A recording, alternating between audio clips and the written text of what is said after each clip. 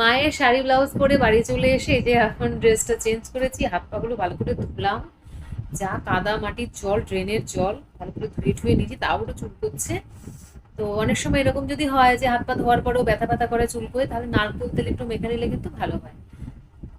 তারপরে এসে চা খেলাম আরেকবার, শান্তি হয়নি চা খেয়ে তখন বাড়িতে এসে সুন্দর করে ভালো করে একটু চা বানালাম। মিষ্টি দিইনি, মিষ্টি ছাড়া চা। চা খেলাম, খেয়ে দিয়ে এই এখন ভিডিওটা এডিট করতে বসবো। সাথে থেকো, পাশে থেকো, ভালোবাসা দিয়ে যেরকম দিচ্ছ আগামীতেও তোমাদের পাশে চাই। যেমন আছো, আমার অনেক অনেক ভালোবাসা তোমাদের জন্য, যেরকম আছে সেরকম থাকবে, রইলো, আরো অনেক বাড়বে যতদিন যাবে। Good morning, welcome back to the channel Bengali blogger Kakoli. কেমন আছো সবাই? আশা করছি সবাই ভালো আছো। আজকে সবাইকে শুভ রবিবারের অনেক অনেক ভালোবাসা শুভেচ্ছা জানিয়ে ব্লগটা শুরু করলাম। একটু আগে জানো তো অনেক কাজ করেছি, কিছু জামা কাপড় অগোছালো অবস্থায় ছিল, সেগুলোকে গোছালাম। আর এসে দেখলাম এই সিসি প্ল্যান্টটা কত সুন্দরভাবে বড় হয়েছে, কত সবুজ সবুজ পাতা বেরিয়েছে। মানে এই গাছটাকে কিন্তু একদমই কেয়ার করতে হয় না। আবার কিছু কিছু গাছকে কেয়ার না করলে কিছুদিনের মধ্যেই সে কিরকম দুঃখী হয়ে পড়ে, মানুষের ক্ষেত্রেও হয়, বাচ্চাদের ক্ষেত্রে তো হয়ই।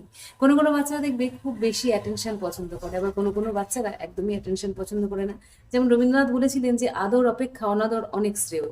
অর্থাৎ তার মধ্যে অভিভাবকের যে প্রভাব বিস্তার করার ব্যাপারটা সেটা খুব একটা পছন্দের ছিল না। উনি নিজের মতোই থাকতে ভালোবাসতেন, মানে শিশু রবি।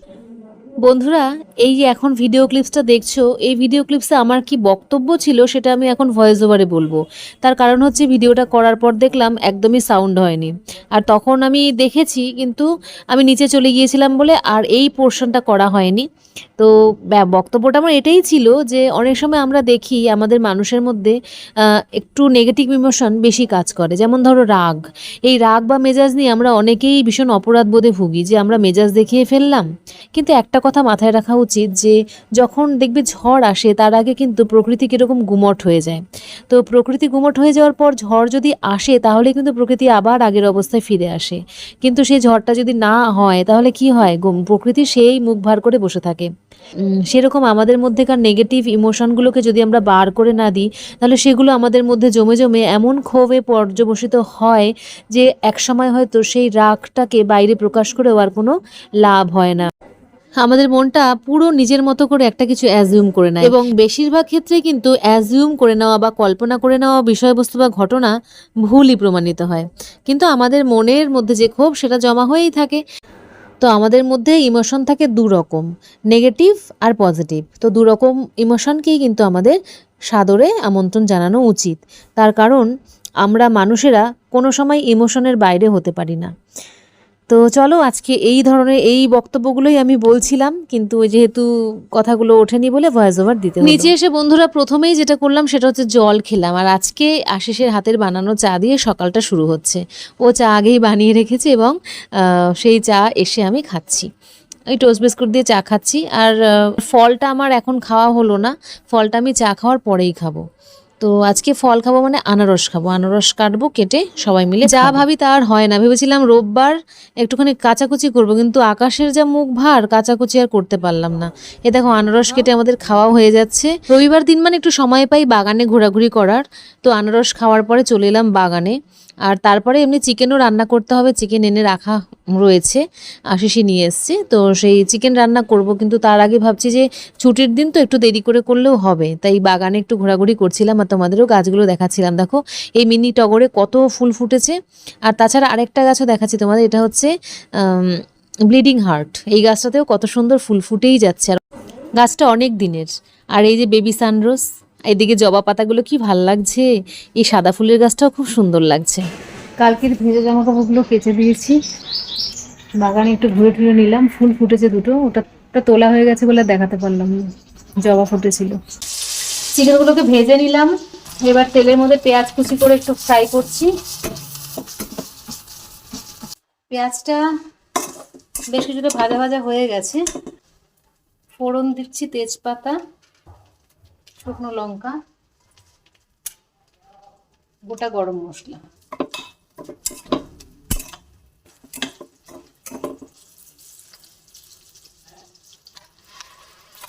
পেঁয়াজটা ভাজা হয়ে গেছে আর ফোড়নটা দিলাম।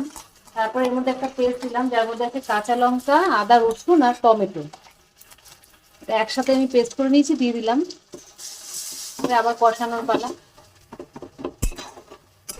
কিছুক্ষণ কষিয়ে মশলাটাকে বেশ ভাজা ভাজা করব, আর তারপরে এর মধ্যে অ্যাড করব হলুদ গুঁড়ো।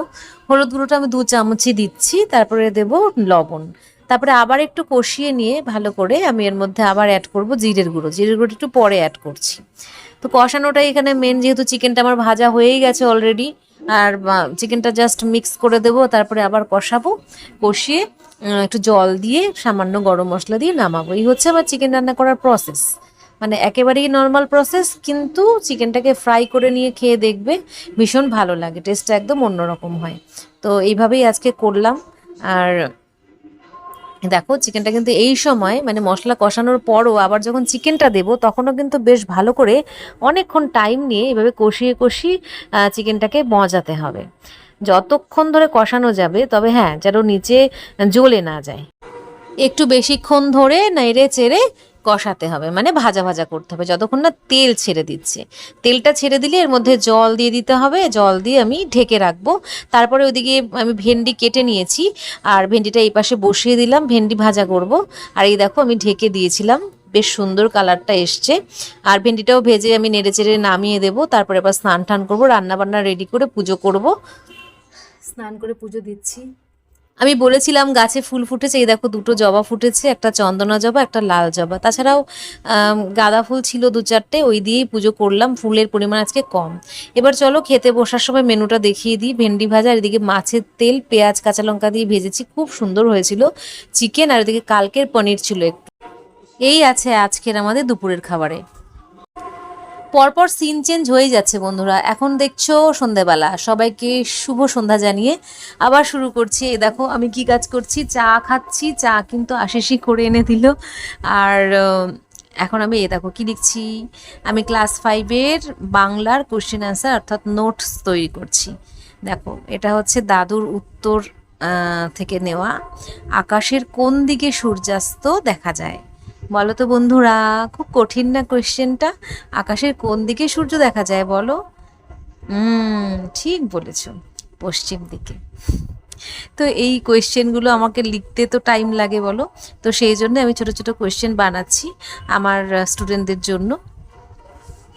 আর সাথে সাথে চা খাচ্ছি।